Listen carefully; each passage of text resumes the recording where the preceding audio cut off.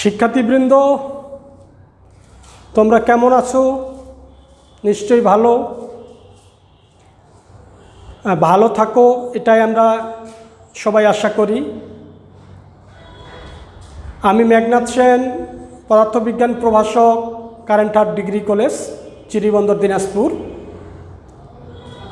Physics online ক্লাসে তোমাদেরকে অসংখ্য ধন্যবাদ এবং স্বাগতম।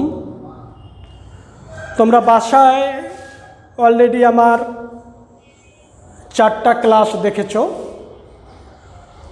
যদি তোমাদের কোনো প্রশ্ন থেকে থাকে তাহলে তোমরা আমার সাথে পার্সোনালভাবে ফোন দিতে পারো এই নম্বরে 01737 নম্বরে। কারণ এখন থেকেই তোমাদের ভালো একটা পড়াশোনা করতে হবে, ভালো দিক নির্দেশনা মেনে চলতে হবে, তাহলেই তোমরা তোমাদের কাঙ্ক্ষিত জায়গায় পৌঁছে যাইতে পারবে। তো শিক্ষার্থী বন্ধুরা, আমরা গত ক্লাসে সমভেক্টর, সমরৈখিক ভেক্টর, একক ভেক্টর এবং আয়তাকার একক ভেক্টর এই সম্পর্কে জেনেছি। আজকে আমরা আরও কয়েকটা ভেক্টর সম্পর্কে জানব।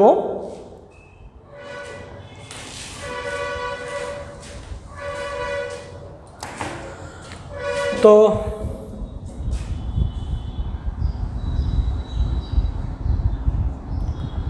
অবস্থান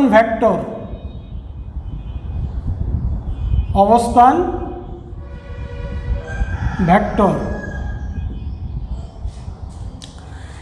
এই অবস্থান ভেক্টর হচ্ছে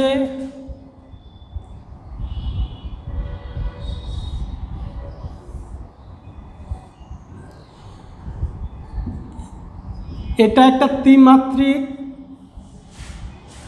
প্রসঙ্গ কাঠামো। তোমরা এসএসসি লেভেলে প্রসঙ্গ কাঠামো সম্পর্কে পড়ে আসছো।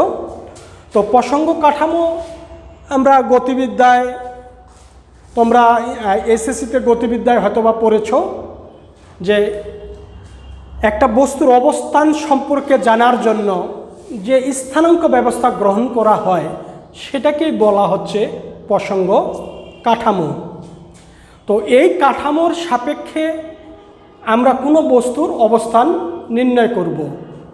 তো অবস্থান ভেক্টরটা হচ্ছে এই যে প্রসঙ্গ কাঠামোর মূল বিন্দুর সাপেক্ষে অন্য বিন্দুর অবস্থান নির্ণয় করার জন্য যে ভেক্টর ব্যবহার করা হয় তাকে বলা হয় অবস্থান ভেক্টর। এটা একটা প্রসঙ্গ কাঠামো। প্রসঙ্গ কাঠামোর মূল বিন্দু হলো ও, মূল বিন্দুর সাপেক্ষে অন্য বিন্দু মানে কি পি বিন্দু, এই পি বিন্দুর অবস্থান নির্ণয় করার জন্য যে ভেক্টরটা ব্যবহার করব সেই ভেক্টরটাকে বলা হচ্ছে অবস্থান ভেক্টর। তো অবস্থান ভেক্টর ওপি আর এই অবস্থান ভেক্টরটাকে বলা হয় সীমাবদ্ধ ভেক্টর। সীমাবদ্ধ ভেক্টর। এখন সীমাবদ্ধ ভেক্টরটা আসলে কি? এই সীমাবদ্ধ ভেক্টরটা হচ্ছে কোনো ভেক্টরের শীর্ষবিন্দু যদি নির্দিষ্ট থাকে, কোনো ভেক্টরের শীর্ষবিন্দু যদি নির্দিষ্ট থাকে তাহলে ওই ভেক্টরটাকে বলা হবে সীমাবদ্ধ ভেক্টর। অর্থাৎ সীমাবদ্ধ ভেক্টরের শীর্ষবিন্দুটা হবে নির্দিষ্ট। তার মানে বোঝাচ্ছে, মনে করে কোণাটা আছে, কোনো বস্তু আছে এখানে, এটা হলো প্রসঙ্গ কাঠামো, তোমাকে ভেক্টরটার শীর্ষবিন্দু এই পর্যন্ত যাইতে হবে, তুমি এই দিকে নিয়ে যাইতে পারবা না, তার শীর্ষবিন্দু কিন্তু নির্দিষ্ট হয়ে গেল। এটাকে আবার ব্যাসার্ধ ভেক্টরও বলা হয়। ব্যাসার্ধ ভেক্টরও বলে, ব্যাসার্ধ ভেক্টরও একে বলে। কেন ব্যাসার্ধ ভেক্টর বলা হয়? ব্যাসার্ধ ভেক্টরের পারফেক্টলি যদি সংজ্ঞা আমরা দেখতে চাই তাহলে এটাকে, যখন কোনো বস্তু বৃত্তাকার পথে ঘুরে আর ব্যাসার্ধের বৃত্তাকার পথে, তখন বস্তুর অবস্থান অর্থাৎ ঘুরতে ঘুরতে মনে করো এ থেকে বিতে গেল, তখন বস্তুর অবস্থান আর কেন্দ্রের যে সংযোগকারী সরলরেখা এইটাকেই বলা হবে অবস্থান ভেক্টর। তাহলে দেখো, বা ব্যাসার্ধ ভেক্টর। তাহলে দেখো এটা ব্যাসার্ধ, এটা ত্রিমাত্রিক স্থানাঙ্ক আমরা করতে পারি, চলে আসলো এর মতোই। সেটা এখানেও হইতে পারে, সেটা এখানেও হইতে পারে। তাহলে অবস্থান ভেক্টর মনে রাখবা, অবস্থান ভেক্টরকে সীমাবদ্ধ ভেক্টরও বলা হয়, ব্যাসার্ধ ভেক্টরও বলা হবে। এখন অবস্থান ভেক্টরের রাশিমালা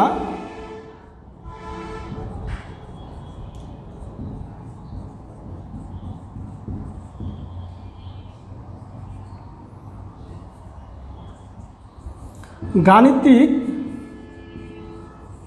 সমীকরণ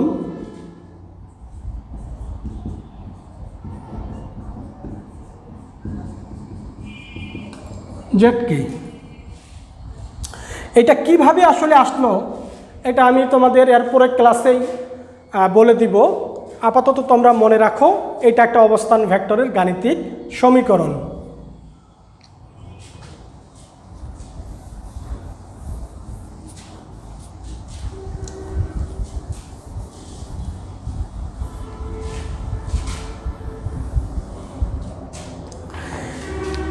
এরপরে আছে লব্ধি ভেক্টর।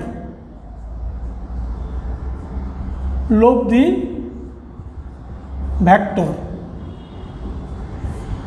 লব্ধি ভেক্টরটা হচ্ছে যে দুই বা ততোধিক ভেক্টরের সমন্বিত ক্রিয়ায় যে নূতন ভেক্টরটা পাওয়া যায়, তা দুই বা ততোধিক ভেক্টর থাকবে, এর সমন্বিত ক্রিয়ায় যে নূতন ভেক্টরটি আসবে সেটাকে বলা হবে লব্ধি ভেক্টর। যেমন A vector plus B vector যদি যোগ করি আর ভেক্টর, এইটাই হলো তো আমাদের লব্ধি ভেক্টর। সেটা যোগ করেই হোক আবার বিয়োগ করেই হোক, এটাও লব্ধি ভেক্টর। তাহলে সংজ্ঞাটা আমাদের কি দাঁড়াচ্ছে? দুই বা ততোধিক ভেক্টরের সমন্বিত ক্রিয়ায়, সেটা যোগ হইতে পারে, সেটা বিয়োগ হইতে পারে, যে নূতন ভেক্টরটি পাওয়া যায় সেই ভেক্টরটাকে বলা হবে লব্ধি ভেক্টর।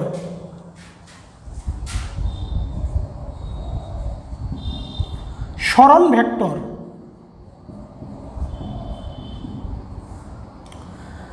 সরণ ভেক্টরটা হচ্ছে দুটি অবস্থান ভেক্টরের পার্থক্যকে বা ব্যবধানকেই বলা হচ্ছে সরণ ভেক্টর। এটাও আমরা কিভাবে আসলো এটাও আমরা পড়ব।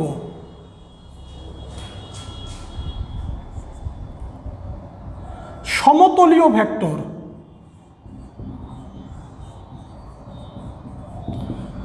সমতলীয় ভেক্টর, সমতলীয় ভেক্টর হচ্ছে দুই বা ততোধিক ভেক্টর যদি একই সমতলে অবস্থান করে,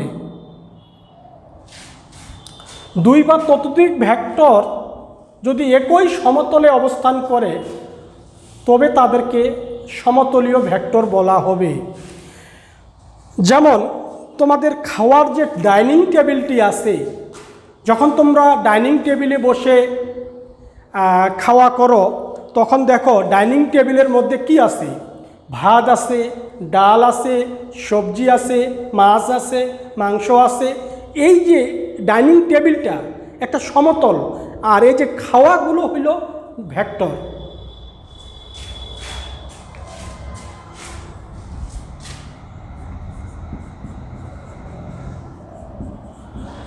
বিপ্রতীপ ভেক্টর, বিপ্রতীপ ভেক্টর, বিপ্রতীপ ভেক্টরটা হচ্ছে যখন একটা ভেক্টর অপর একটি ভেক্টরের বিপরীত গুণোত্তর হলে, মনে করো এ একটা ভেক্টর, এর মান হলো 5i, তাহলে এর বিপ্রতীপ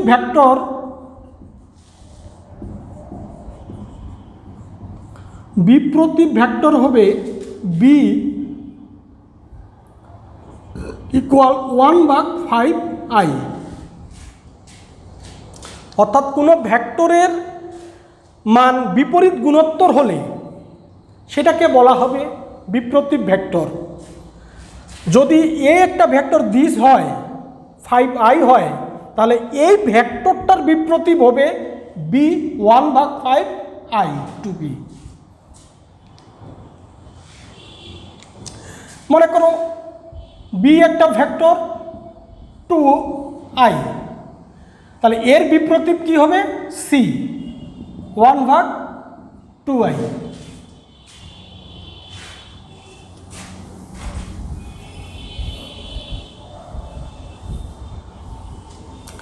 আরও কতগুলো তোমরা ভেক্টর সম্পর্কে বইয়ে দেখবা, যে সাদৃশ্য ভেক্টর, বৈসাদৃশ্য ভেক্টর। সাদৃশ্য মানে হইল তোমার একই জাতীয় ভেক্টর, আর বৈসাদৃশ্য হইল বিপরীত জাতীয় ভেক্টর।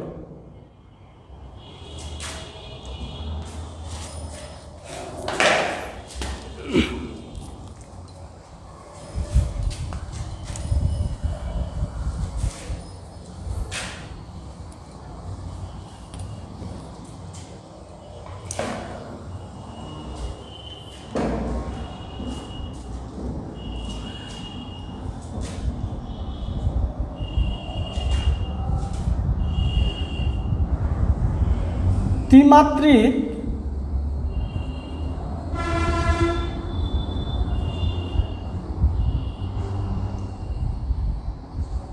স্থানাঙ্ক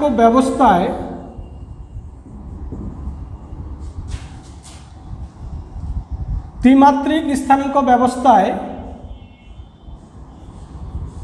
অবস্থান ভেক্টরের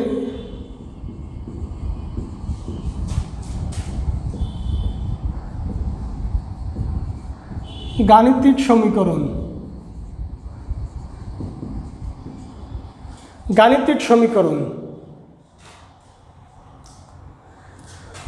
সমীকরণটা আমরা পেয়েছি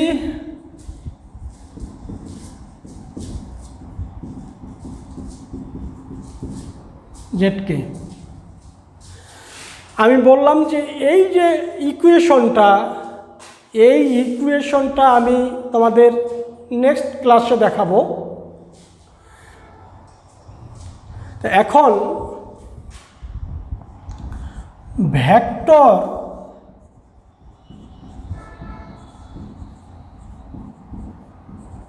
যোগের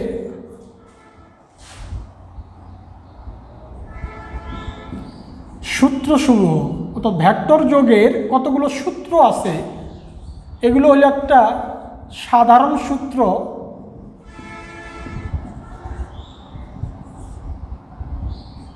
ত্রিভুজ সূত্র,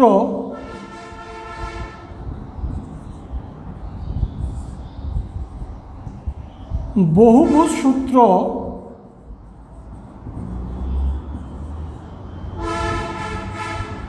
সামান্তরিক সূত্র,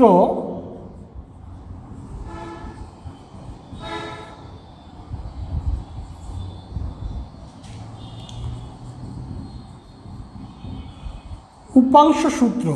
অর্থাৎ ভেক্টর যোগ করার ক্ষেত্রে এই সূত্রগুলো মেনে চলে। তাই এই 5 প্রকার সূত্রের মধ্যে মৌলিক সূত্র বলা হচ্ছে ত্রিভুজ সূত্রকে। তোমাদের এটা একটা এমসিকিউ এসে থাকে পরীক্ষায়, যে ভেক্টর যোগের ক্ষেত্রে মৌলিক সূত্র কোনটি? মৌলিক সূত্র কি জানলাম? ত্রিভুজ সূত্র। অর্থাৎ ত্রিভুজ সূত্রটা আমাদের ভেক্টরের বিভিন্ন জায়গায় কাজে লাগবে। তোমার বহুভুজ সূত্রও কাজে লাগবে, সামান্তরিকও কাজে লাগবে, উপাংশতেও কাজে লাগবে।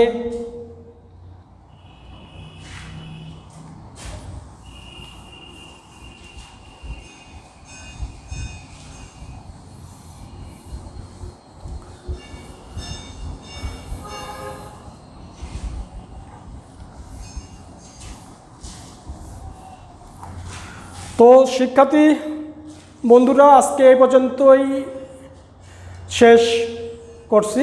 তোমরা ভালো থাকো, সুস্থ থাকো,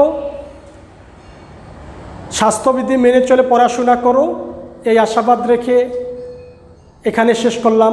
ধন্যবাদ।